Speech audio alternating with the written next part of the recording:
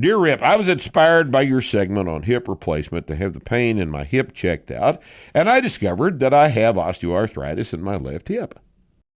I'm scheduled for replacement in 2 months. Been doing the novice program. How would you suggest that I modify it, if at all, in the months prior to surgery? And when and how should I start up after having the surgery? Any references to literature about recovery from this surgery would be appreciated. Well, our friend John Patrizio has dealt with this topic, hip replacement. I think we've got an article somewhere on the website about that.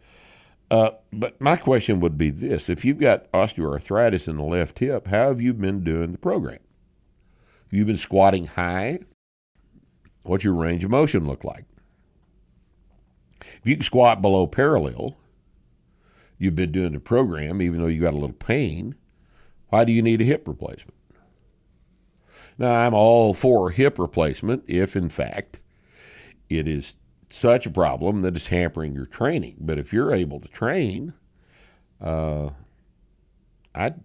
be curious as to why we're doing this surgery right now. This is probably a function of an incompletely filled out question form.